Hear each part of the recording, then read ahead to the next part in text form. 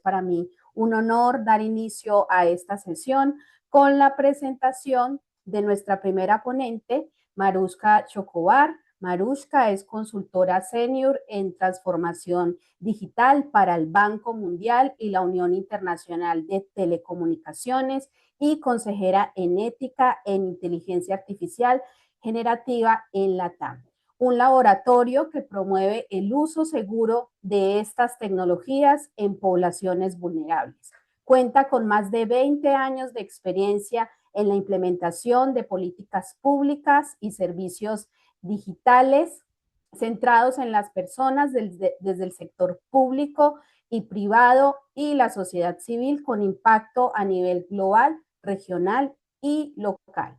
Ha liderado la formulación de la Política Nacional de Transformación Digital, la promulgación de la Ley de Inteligencia Artificial, así como iniciativas como el programa Niñas Digitales y la Alianza por una Internet Segura en el Perú. Su trabajo ha contribuido a promover la participación de mujeres en tecnología, proteger a niños, niñas y adolescentes en entornos digitales y fortalecer el desarrollo del talento regional. Hoy nos presenta la ponencia Gobernanza algorítmica y efectos en servicios esenciales de América Latina, un tema crucial para que podamos comprender cómo las decisiones automatizadas impactan directamente en derechos, acceso y calidad de los servicios fundamentales en nuestra región. Recibamos con un fuerte abrazo virtual a esta primera gran ponente. Bienvenida, Marushka. Muchísimas gracias, Leandra. Muchas gracias a la Universidad Ricardo Palma y a Data Ladies por haberme invitado a participar en este súper evento. He venido viendo el entusiasmo que tienen las personas por un tema que a veces puede resultar un poco complejo, ¿no? Que es el manejo de los datos. Pero les traigo aquí algunas noticias, algunas más o menos buenas, algunas no tan buenas, pero que sobre las que necesitamos estar conscientes. Todas las personas que estamos involucradas en los servicios, ¿no? Recibimos los servicios del Estado, aquellas personas que recibimos los servicios del sector privado, en realidad toda la población en América Latina hoy estamos viviendo en una era en la que el ejercicio de derechos se vuelve más complejo con el avance de la inteligencia artificial. Entonces, he titulado, como bien comentaba Leandra, esta intervención Gobernanza algorítmica. ¿Quién gobierna los datos? ¿Dónde se diseñan estos algoritmos? ¿Dónde se entrenan? ¿Con qué datos se entrenan? ¿Qué consecuencias positivas y negativas puede tener la utilización de algoritmos de inteligencia artificial en los sistemas de justicia, de educación, de seguridad ciudadana, de prevención del cambio climático? ¿Cómo es que nosotros, ciudadanos de a pie, tendremos que ser conscientes en qué estado de madurez se encuentran nuestros países para poder exigir de alguna forma, ¿no? Evitar sesgos y discriminación, ¿no? Y garantizar transparencia en todo momento, pero además tomar las decisiones de comenzar a diseñar nuestros propios algoritmos, entrenar con nuestros propios datos, como ya conocemos, se ha venido dando recientemente, ¿no? El 10 de febrero que se lanzó la TAM GPT, ¿no? Entonces, quiero comenzar con un caso que lo demuestra todo, cómo es posible que el uso de algoritmos de inteligencia artificial puedan afectar derechos de las personas y cómo no estamos preparados para eso. This is Robert Williams. 3 years ago, he was arrested on his driveway for a crime he hadn't committed. They made a mistake, baby. It's okay. The reason? Artificial intelligence mistook him for this man, who was suspected to have stolen thousands of dollars worth of watches. Robert was released after 30 hours in custody, but the experience has had a lasting impact. Imagine knowing you didn't do anything wrong, and they show up to your home and arrest you in your driveway before you can really even get out the car and hug and kiss your wife or see your kids. In a statement, the Detroit Police Department said it has strict rules for using facial recognition technology, and it sees any match only as a clue and not as proof that someone committed a crime. But At the time of Robert's arrest 3 years ago, studies showed that the technology was between 10 and 100 times more likely to misidentify black people than white people. This is because the technology is trained on predominantly white datasets. And that's not just an issue with facial recognition. This is an AI image generator. All I have to do is put in some words and it will generate an image for me based on the vast amount of data that it's been trained on. So if I prompt it to generate images of workers in a high-paid profession like a lawyer, all of the images I'm getting in this instance are of white people. Now, if I prompt it to generate images of workers in a low-paid profession like a fast food worker, all of the images I'm getting in this instance are of black people. But there could be a bias here, because actually, the majority of fast food workers, at least in America, are white. We spoke to the company who made the model, and they told us, we worked hard to give the model a much more diverse and wide-ranging dataset. This included using sophisticated filters that create a more globally representative result of common items. This startup in Sheffield is working on a different solution. If we don't have the data, why not make it up? We create what we call digital humans, and those digital humans, we can basically vary many aspects of any skin tone, any ethnicity. And by mixing all of those together, we build up a massive database of really varied digital humans. But using computer-generated or synthetic data to train AI models has its own set of problems. I haven't traveled across the whole world. I haven't met anyone from every single culture and ethnicity and country. So there's no way I can develop something that would represent everyone in the world, and that could lead to further offenses. As AI seeps into more and more of our daily lives, it's essential that it represents the world we live in. And although creating synthetic data can help, it's unlikely that it will eliminate the issue of racial bias in AI. Arti Nachiappan, Sky News. Entonces, estamos tratando de enfrentar a la inteligencia artificial con modelos de inteligencia artificial. ¿Cuántas veces se ha podido cometer una discriminación o una injusticia utilizando sistemas, modelos de reconocimiento facial y algoritmos de inteligencia artificial basados o diseñados con situaciones ajenas, realidades ajenas a nuestros países en Latinoamérica? Entonces, necesitamos realmente estar enterados, y en este caso con mucha más razón, enteradas de cuáles son aquellas consecuencias, cómo es que se entrenan, entrar y participar directamente a estos modelos y evitar que ocurran discriminaciones o injusticias como la que ha ocurrido con este señor. Los sistemas algorítmicos entonces operan ya como una nueva infraestructura de decisiones en el Estado. El otorgar un beca 18, un pensión 65, el incluir o no a alguien en Cuna Más, el entregar un bono, un subsidio, podría hoy en el futuro comenzar a tener este impacto de los sistemas de inteligencia artificial. Entonces, vemos que a nivel de Latinoamérica hay una serie de sistemas que se han venido utilizando que en inicios no utilizaban algoritmos de inteligencia artificial, pero que hoy cada vez serán más susceptibles de contemplar el análisis con sistemas de inteligencia artificial con los datos que se han recolectado por años.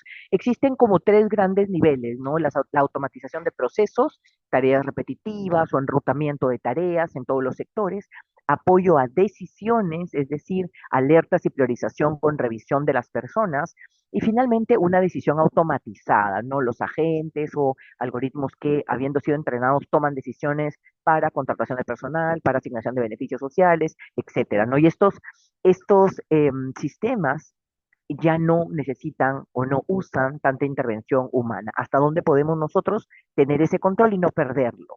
De la misma manera, las instituciones públicas ya comienzan a adquirir diversos niveles de tecnología que tienen cierto riesgo intrínseco. En el caso del Perú, tenemos el reglamento de la Ley de Inteligencia Artificial que comienza a determinar algunos niveles de riesgo, pero el ejecutar ese tipo de reglamentos se vuelve complejo cuando no importamos software que tiene estos modelos ya de por sí incluidos. Y sabemos que el reglamento de la Unión Europea ha comenzado a establecer cada vez más presión en que se cuiden los derechos con el establecimiento de, por ejemplo, niveles inaceptables, ¿no? Vigilancia tecnológica o en la colocación de scores para las personas. Entonces hay riesgo alto, riesgo medio alto y riesgo bajo. pero el ciudadano de a pie, ¿no? Nosotras, las personas que estamos utilizando los servicios día a día, no tenemos hoy todavía un sistema que nos permita determinar si aquella aplicación o tecnología que estamos usando tiene algún nivel de riesgo. En el futuro, espero cercano, tendremos la capacidad de mirar antes de instalar cualquier aplicación en nuestro celular, por ejemplo, un modelo como los octógonos, para saber si lo que estamos instalando tiene algún tipo de riesgo que afecte nuestros derechos. De la misma manera, ya se comienzan a definir que el acceso a la protección social o las ayudas estatales, recordemos la pandemia, una serie de bonos entregados ahí, que finalmente, bueno, se usaba, o sea, no, se trabajaba con lo que se tenía en tecnología en ese momento, pero hoy con IA se podría hacer mucho más rápido, quizá, un poco más perfeccionando los modelos, los sistemas. Sin embargo, otra vez, en Latinoamérica, nosotros no estamos todavía del lado de quienes diseñan los algoritmos de inteligencia artificial. Entonces, los datos ciudadanos comienzan a analizarse, a intervenirse con sistemas de inteligencia artificial. Ahí hay algunos ejemplos, como el CISFO en el caso de Perú, o algunos sistemas que en Colombia, en Chile, en República Dominicana, ya recogen los datos sociales de las personas socioeconómicos y en el futuro cercano utilizarán algoritmos de inteligencia artificial para otorgar o negar beneficios del Estado. De la misma manera, ya comenzamos a mirar que existe impacto en los servicios esenciales, la educación, la salud pública, el acceso a la justicia, y como hemos visto bien en el caso del video, sí podemos tener algunas consecuencias bastante dramáticas con la vulneración de derechos. Tenemos algunos casos que se dieron en Colombia bastante vigilados, pero no solo en Colombia, en realidad todos los países lanzamos aplicaciones de seguimiento para el coronavirus. Sin embargo, esto será cada vez más observado con los reglamentos y las intervenciones que diversas organizaciones a nivel mundial están comenzando a determinar. Un estudio reciente que ha sido publicado la semana pasada, pero que viene desarrollándose desde el 2025, es un estudio sobre la seguridad en inteligencia artificial. Tipifica los niveles de error que puede tener un sistema de inteligencia artificial. Errores desde el diseño, errores a propósito, ¿no? Cuando se quiere hacer daño, y errores que pueden generar, errores, digamos, inesperados que pueden generar resultados o consecuencias muy graves. Entonces, entender este tipo de errores y la gravedad de que en el futuro podamos perder control de los sistemas de inteligencia artificial es crucial. Es crucial. No es para detener la innovación, no es para negar el avance de la inteligencia artificial. Se trata de comenzar a tener una mirada de derechos detrás de un avance tan acelerado de una tecnología que promete ser muy potente y de hecho lo es para lograr realmente transformar los servicios hacia las personas, pero que también debemos tener en cuenta aquellos riesgos para gestionarlos, manejarlos, mitigarlos. De la misma forma, otro de los servicios esenciales es la justicia, el poder garantizar el acceso y el poder garantizar el ejercicio justo, valga la redundancia, de la justicia, es un tema no negociable. Existen ya iniciativas como Prometea de Argentina, acá en el Perú tenemos el caso de la Corte Superior de Justicia de Lima, que recibe casos de violencia contra la mujer y prepara eh, sentencias, no que obviamente después revisan los jueces, pero que han comenzado a liberar espacio de los jueces para poder enfocar sus esfuerzos en los casos que exigen la emisión de una medida de protección. Tienen 4 horas para emitir una medida de protección porque la persona, la mujer, está en riesgo de sufrir feminicidio, ¿no? Ser asesinada. Entonces, sin embargo, cuando no, todo este avance es espectacular. Sin embargo, tenemos siempre que tener en cuenta los posibles sesgos, la posible discriminación, el nivel de error que puede tener un sistema y cómo esto puede impactar en la vida de las personas. De la misma forma, tenemos casos donde la inteligencia artificial gestiona la infraestructura crítica. En el caso, por ejemplo, de Sedapal en el Perú, existe ya una detección automatizada de fugas, ¿no? Para asegurar la cobertura, ¿no? Mediante analítica avanzada. Entonces, son pequeñas, digamos, avances que marcan hitos para poder dar el salto hacia lo que involucra la utilización masiva de sistemas de inteligencia artificial para mejorar los servicios públicos. Entonces, ¿de qué se trata? Se trata de analizar la mejora de los servicios públicos, pero siempre teniendo en cuenta los posibles impactos para mitigar desde el diseño. Tenemos el caso de servicios municipales, como el caso de Boti de Argentina, que es bastante conocido, ya ha avanzado mucho, ya en el nivel de empatía con las personas que son atendidas por este robot, ¿no? Los ciudadanos entonces en general enfrentan 5 riesgos sistémicos ante el avance de un Estado que, si bien es cierto, no hemos resuelto, ¿no?, los retos de transformación digital a nivel de Latinoamérica, sí hemos avanzado en varias fronteras, no en varias líneas, y en cada sector, dependiendo de cómo el estado de madurez que tenga el país, ¿no?, tanto en el avance de transformación digital como en la protección de los derechos, hemos avanzado, ¿no? Entonces, ¿cuáles son estos 5 riesgos? Sesgos por discriminación desde el diseño, como hemos visto, el modelo o los modelos pueden ser entrenados con fisonomías, facciones, datos que no correspondan a Latinoamérica y que por lo tanto discriminen personas ¿no?, de la montaña, personas de la selva, ¿no?, personas de la sierra, en diferentes, ¿no?, países, dependiendo ¿no?, de las particularidades de la diversidad de cada país.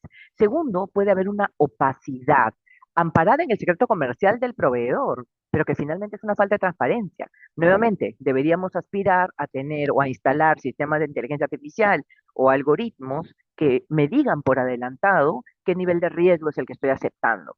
Porque generalmente lo que hacemos es bajar, bajar, bajar, casi ni leemos las condiciones de uso y aceptamos. Sin embargo, cuando tenemos enfrente imágenes, es como el uso de los octógonos. Nosotros decidimos si compramos un alimento con un octógono, 2 octógonos, 3 octógonos o 4 octógonos.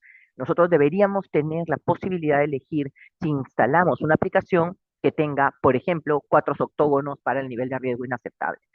Tercero, pueden haber errores técnicos, ¿no?, que pueden impactar definitivamente, inclusive hasta en la muerte de una persona, cuando los sistemas de justicia contemplan esa pena final. También están las capturas capturas del Estado, porque definitivamente tenemos proveedores tecnológicos bastante avanzados, pero que van liberando productos que luego se vuelven masivos en el uso de la ciudadanía. Y finalmente hay una fragilidad porque no tenemos vías de reclamo, ¿no? O sea, no tenemos cómo reclamar a un sistema que ha cometido algún error en la asignación de un beneficio, porque, muy simple, ¿no? Las personas que ejecutan o que utilizan estas tecnologías no están preparadas para utilizar porque su enfoque es atender a las personas, ¿verdad? Entonces, y las personas técnicas que están detrás de estas plataformas o sistemas no han sido partes del diseño. Eso es lo que pasa en Latinoamérica hoy. Entonces, somos muy frágiles al utilizar algoritmos de inteligencia artificial sin tener capacidad de reclamo frente a posibles errores. ¿Qué viene pasando entonces, por ejemplo, en Brasil, ¿no?, cuando ya los sistemas de reconocimiento facial comienzan o sea, con el afán de preservar la seguridad, comienzan a negar los derechos, sobre todo a las personas con mayor condición de Ouvintes da Rádio vulnerabilidad. Bandeirantes entraram em contato conosco no programa O Pulo do Gato para falar sobre problemas que estão tendo em relação à biometria e o aplicativo do INSS. São aposentados, pensionistas, beneficiários do INSS que estão enfrentando um problemão para acessar o sistema e ter ali acesso aos mais diversos serviços e informações dentro do aplicativo. O repórter Luiz Felipe Nunes foi atrás dessa questão e traz para a gente o que está acontecendo com a biometria do INSS. Luiz, bom dia. Bom dia, Pedro, Thaís, Cláudio, Sônia, bom dia para todos que nos acompanham. Uma situação que é um desdobramento daquelas fraudes que ocorreram no INSS. Agora, muitos ouvintes e milhões de brasileiros estão passando por dificuldades para acessar o serviço Meu INSS, o aplicativo, para que consiga não só conferir se foi alvo dessas fraudes, mas fazer um empréstimo consignado, acessar qualquer serviço do INSS por meio do celular. As pessoas que já têm uma biometria cadastrada, inclusive na Justiça Eleitoral, já utilizavam esse aplicativo. Ao entrar neste aplicativo do Meu INSS, colocavam o login do gov.br e depois tinham de passar pela biometria, colocar o rosto para que o aplicativo reconheça que é de fato você mesmo que está tentando fazer este acesso. Mas agora, por conta de falhas neste sistema do INSS, muitas pessoas não estão conseguindo fazer este acesso, seguem com dificuldades em mais um serviço do sistema. A gente tem, inclusive, áudios dos nossos ouvintes relatando essa situação de dificuldades que a gente consegue acompanhar agora, mensagens que foram enviadas para nós da Rádio Bandeirantes. O aplicativo não reconhece mais minha biometria facial. Eu liguei no 135 para solicitar orientações e me pediram para comparecer na Justiça Eleitoral para atualizar a biometria. Eu fiz isso e mesmo assim o aplicativo não reconhece a biometria. Há 3 dias eu tenho tentado entrar no aplicativo e não consigo. Toda vez que eu vou entrar na tela principal, pelo Gov, ele só fica pensando, entre aspas, pensando, né? Fica aquela bolinha rodando, e não entra, não vai adiante. Tem o meu pai, que tem 83 anos e está tendo dificuldade para receber esse dinheiro do INSS. Eu estou tentando fazer o cadastro dele pelo Gov, mas quando pede para fazer o reconhecimento facial, não consegue ler. Já tem meses que a gente tenta, nós até desistimos, para falar a verdade.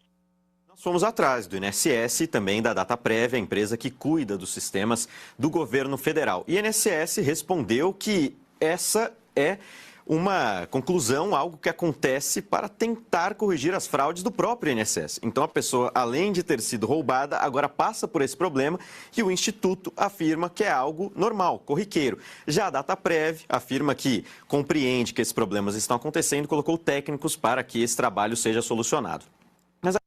De esta misma forma, entonces, si nos damos cuenta, ¿quiénes son las personas más afectadas? Las personas en situación de vulnerabilidad. Ese señor de 83 años que no puede acceder al servicio, ¿no?, del INS, en este caso de Brasil, porque no reconocen su rostro. ¿Y por qué no reconocen su rostro? Porque el mismo sistema ha tenido fraudes. Entonces, con tal de proteger, digamos, se vuelve un incentivo de protección que finalmente vulnera derechos. Más adelante se comenzará a utilizar inteligencia artificial probablemente y esto se agrava. Nuevamente, los sistemas de otorgamiento de servicios esenciales hoy manejan data de las personas. Esa data, de manera muy probable, están usando hoy o usarán mañana, pronto, sistemas de inteligencia artificial que pueden vulnerar y atentar contra los derechos de las personas, sobre todo las personas con situación de vulnerabilidad. ¿No? En ese sentido, por ejemplo, uno de los temas más graves que hay es la vigilancia biométrica. Esto representa el peligro más frecuente de corte de libertades, ¿no?, de afectación de las libertades civiles. Así como hemos visto el caso de este señor William, hay muchos casos en diversos países donde determinados sesgos que tienen los sistemas cumplen y ejecutan, digamos, injusticias contra personas, precisamente porque no estamos preparados para gestionar los riesgos de utilización de sistemas de inteligencia artificial. Detectar fallas, prevenir las fallas, mitigar las fallas, realizar una serie de pruebas y además someter esos sistemas a auditorías independientes que puedan garantizar que efectivamente, bueno, hay eliminación de sesgos y puede de alguna forma haber mayor transparencia para que no atenten contra las libertades de las personas. Las fallas en general, ¿no? Las fallas de tecnología en estos casos exponen asimetrías de poder. ¿Quién, no? ¿Quién gobierna los algoritmos? Así comenzamos esta charla. La gobernanza algorítmica hoy se encuentra en unas pocas empresas a nivel mundial y en 2 países, China y Estados Unidos, ninguno de Latinoamérica. Hemos lanzado con un esfuerzo espectacular y sin precedentes la TAM GPT, con participación de banca multilateral, el gobierno de Chile, etcétera. Hemos participado como país. Nos falta superar el gran reto de cómo se mantendrá ese modelo, ¿verdad? Porque se tiene que seguir entrenando, tiene que seguir teniendo inversión para realmente desde Latinoamérica comenzar a tener un modelo de lenguaje natural, en este caso, que respete nuestra idiosincrasia, que elimine cualquier posibilidad de sesgo ante poblaciones vulnerables que no hablan castellano o que tienen alguna condición especial y que realmente comencemos a ser parte de este gran partido mundial por la inteligencia artificial. Puede haber de alguna manera cierta presión de proveedores que guardan secretos comerciales y que impiden que avancemos en sistemas mucho más transparentes. Como región, tenemos defensas normativas, no hay leyes en Argentina, hay leyes en Colombia, la ley de inteligencia artificial en el Perú, pero hay falta de estándares, no tenemos estándares técnicos todavía, sobre todo para los sistemas de alto riesgo, los sistemas inaceptables, y el ejercicio del poder pasa por quien sí diseña los algoritmos y los entrega a quienes somos consumidores, países de Latinoamérica.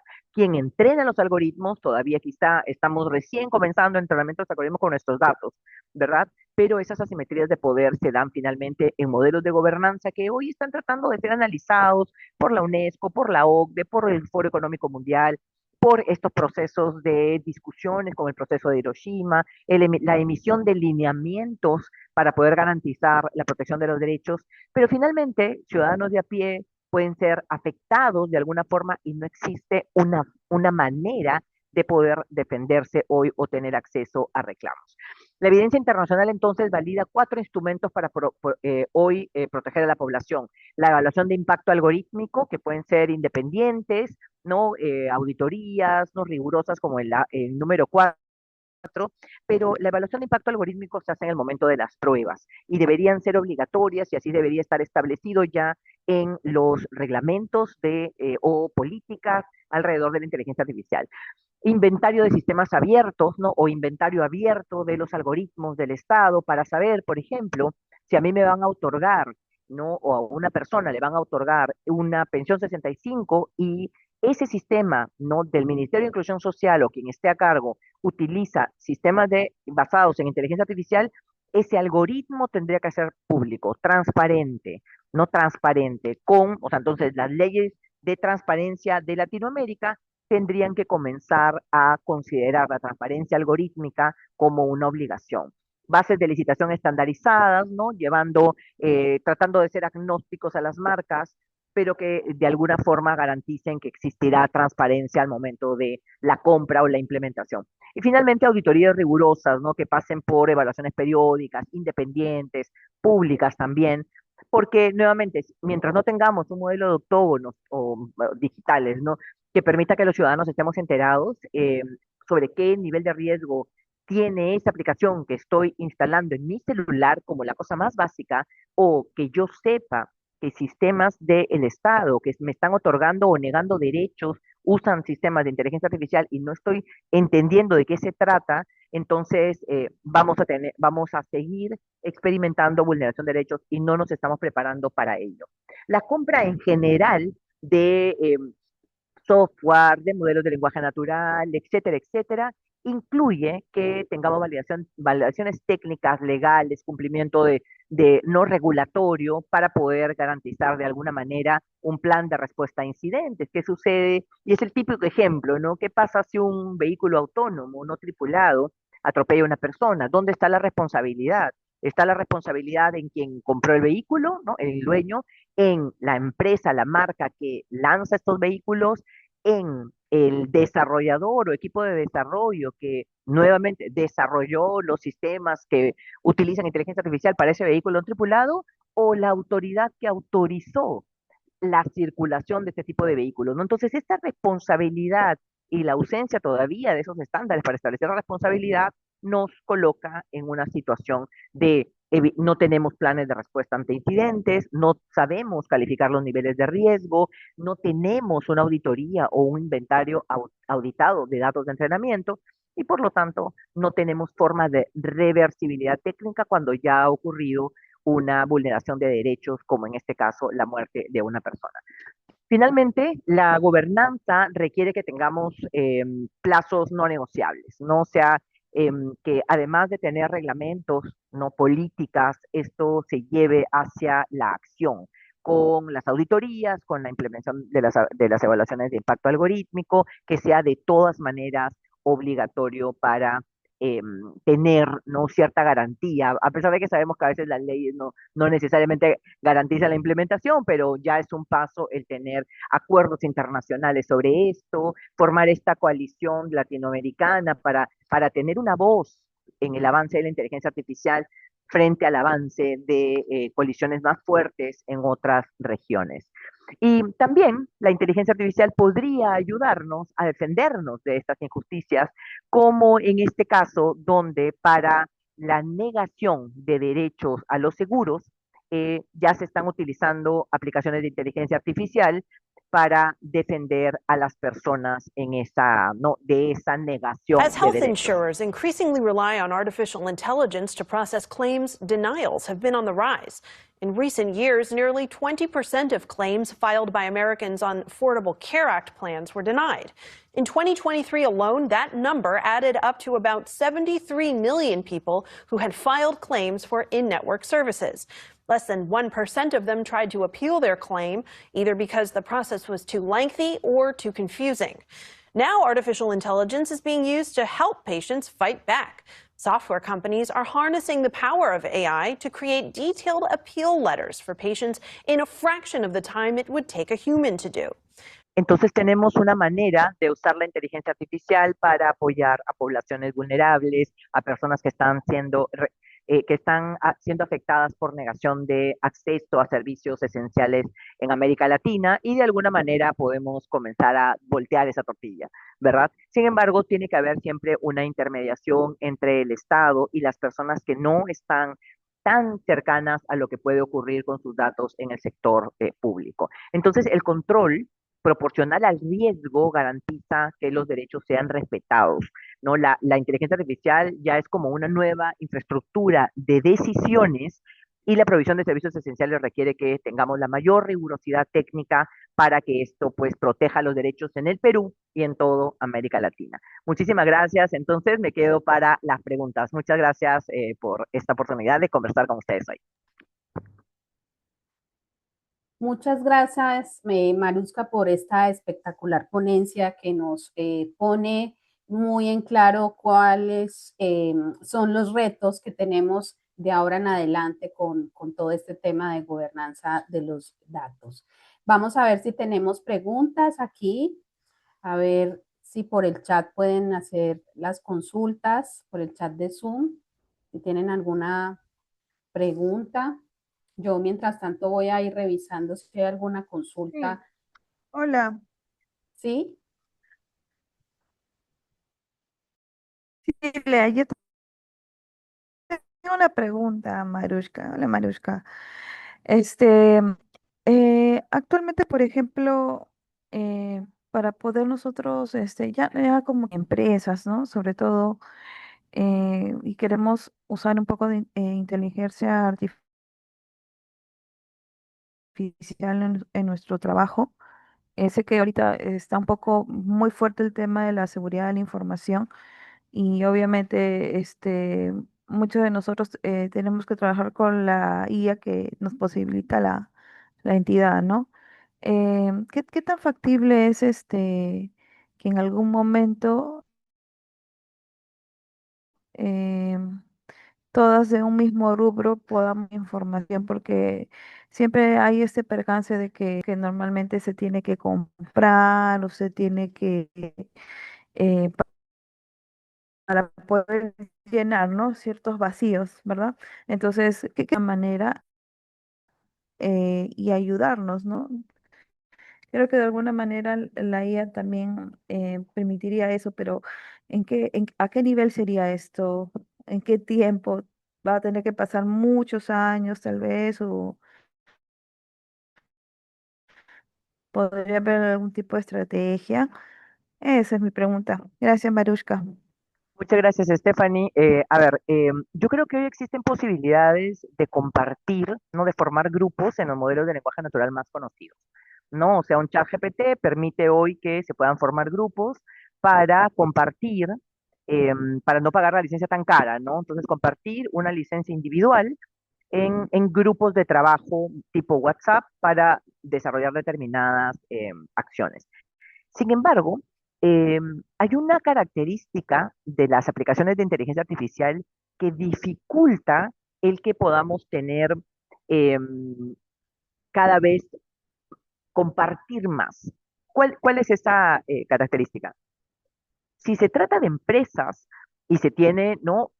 Un pago empresarial, entonces la IA se entrena con los datos de la empresa, se puede guardar ciertos estándares de seguridad, no 100% garantizados, dependiendo de dónde sea el diseño de esa IA, porque no sabemos que hay países democráticos y no, y países que no lo son. Entonces, en ese caso, los datos son de la empresa y por lo tanto esa IA se entrenaría con los datos de la empresa para gestionar automatizaciones de primer nivel, de segundo nivel, ¿no? Agentes, en fin. Pero cuando las IA se utilizan de manera individual, difícilmente se pueden compartir. ¿Por qué razón? Porque la IA se entrena con nuestros datos, ¿no? Se entrena con lo que nosotros solicitamos.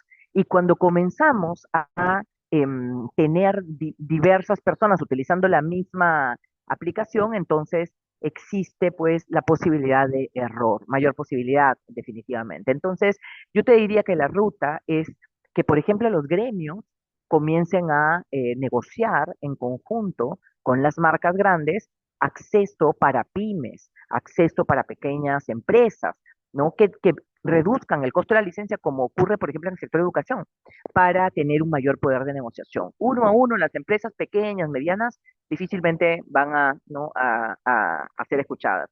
Sin embargo, en gremios, sí, yo creo que ahí podría haber una alternativa.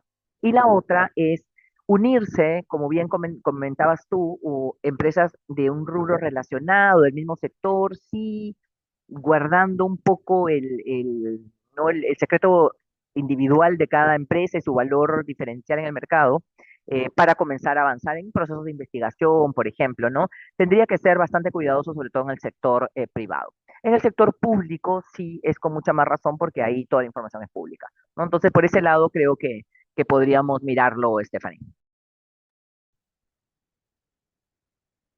Muchas gracias, Maru. Gracias, Marius, que en realidad sí, gracias por tu respuesta. Sé que va, sobre todo en el nivel en el que actualmente nos encontramos, ¿no? Sé que puede mejorar en algún punto. Todavía sé que estamos recién empezando, digamos, ¿no? Pero estamos ahí, estamos ahí. Por aquí en el chat hay una pregunta, Marushka. Es de una de nuestras asistentes que estudia traducción e interpretación. Ella pregunta si la lengua y los profesionales que se dedican a esta especialidad tienen algún rol dentro de esta nueva situación en la que nos encontramos. Si es así, ¿cuál sería ese rol? Si se está llevando a cabo y de qué manera se está llevando a cabo o se llevaría a cabo. Bien, Leandra, bueno, gran reto, Ariana, de los profesionales que se dedican a la traducción. A ver, la IA hoy traduce y traduce de una manera bastante cercana a lo que sería un nivel profesional de traducción. Más aún, existe traducción simultánea con algunas aplicaciones que han salido al mercado y que uno puede ir hablando en un idioma y simplemente la IA imposta la voz y traduce, prácticamente habla en el otro idioma, ¿verdad? Entonces, gran reto para el rol que hoy tienen las personas que se dedican a la traducción o interpretación. Sin embargo, se abren grandes oportunidades. Por ejemplo, las traducciones oficiales no pueden ser hechas por una IA, ¿no? Puede, de alguna manera, la interpretación al costado de otra persona. Por ejemplo, hoy me encuentro a varias horas de Perú, y tenemos una dificultad con el idioma. Yo no en particular porque las personas hablan portugués, entonces entiendo, no sé hablar portugués, pero entiendo y cuando yo hablo me entienden un poco. Sin embargo, hay personas de otros países que hablan otros idiomas más complejos que no logran conectar. Entonces, el rol de un intérprete es fundamental. hacer un taller hoy, que hoy hemos terminado, ¿no? Hacer un taller con interpretación simultánea es diferente, un taller presencial, es diferente y no hay ninguna IA que se ponga a tu costado para que en tiempo real la otra persona hable y, ¿no? y entienda múltiples intervenciones, versus tener un taller donde haya una traducción secuencial y que encima quien explica no conozca algunos términos. Entonces, creo que se abren grandes oportunidades, las herramientas pueden estar a disposición de ustedes también como intérpretes y van a ser ustedes quienes dominen ese rubro. Ahora, como en todo, quien no se actualice sí va a perder oportunidades. En todo, no solamente en la traducción e interpretación, en todos los sectores. Quien no se actualice, quien no esté al tanto de lo último que hay, de los riesgos, de los beneficios, pues sí está un poquito no perdiendo el posicionamiento en el mercado. Eso es lo que podría comentar, Leandra. Gracias por tu pregunta, Ariana. Muchas gracias, Marushka, también por tu respuesta. Por aquí me parece que Ariana sigue preguntando si además de lo mencionado, existe la posibilidad de que los traductores, intérpretes, lingüistas, entre otros, tengan un rol dentro de la creación, modificación y supervisión o modificación de la IA. 100%, 100%. Hoy serán probablemente quienes más participen desde el diseño, aquel traductor o intérprete enterado, porque quien no se entera ni siquiera va a entrar a internet a buscar de qué se trata y por lo tanto la misma IA no le va a ofrecer ese conocimiento, ¿no? Entonces, interesante que estés hoy con el rol que tienes en un evento de datos, ¿no? Hablando de IA. Entonces, sí, desde el diseño, desde el entrenamiento, por ejemplo, intérpretes de lenguas originarias, o intérpretes de lenguas que si bien son comunes, tienen variantes, no variantes. Por ejemplo, el español de Perú no es el mismo que el de Chile, no es el mismo que el de, no sé, Argentina, ¿no? Por las variantes típicas de cada país. Entonces, sí, tienen un rol importante en la creación, en el diseño, perdón, en el entrenamiento y en la supervisión del uso de la IA. Excelente, Marushka. Y ahí aprovecho para hacer una pequeña como cuñita, y es que a todos los asistentes también les recordamos que la Universidad Ricardo Palma tiene la maestría en ciencia de los datos, de la cual soy parte, de la cual también hace parte el Instituto de Datos e Inteligencia Artificial, donde estamos también varios de los que estamos aquí compartiendo, y hay muchos profesionales de distintas áreas. Entonces, por ejemplo, en mi campo, yo vengo de las ciencias sociales, estoy haciendo la maestría en ciencia de datos, entonces es la posibilidad de uno entender cómo se diseña y qué hay detrás de la inteligencia artificial. Tener la posibilidad de tener esos conocimientos técnicos son lo que nos abre la puerta a esa probabilidad de cumplir ese rol de supervisores con la intersección entre nuestra carrera de base y todas estas nuevas tecnologías. Así que ahí les dejamos también para que obtengan más información acerca de la maestría de ciencia de datos, que está abierta para cualquier profesional que así lo quiera y esté interesado en todos estos temas. Por aquí está Luis León levantando la mano también para hacer la pregunta. Vamos a darle el espacio también para que lo pueda habilitar su micrófono y haga su consulta. Sí, le escucho, gracias. Interesante su ponencia, doctora, la verdad.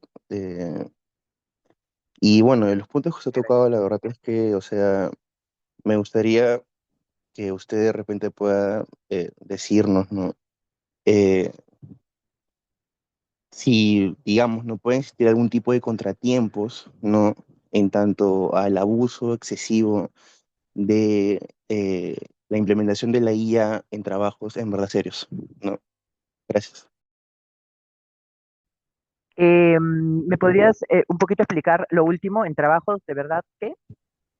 Claro, o sea, digamos, ¿no? Porque la última vez me tocó, yo soy de Derecho, ¿no? De la Universidad Ricardo Palma, y bueno, en diferentes trabajos, ¿no? Si queremos ponerlo en esas palabras, me ha tocado ver mm, eh, eh, trabajos con un exceso de IA. Entonces, Copiado y pegado.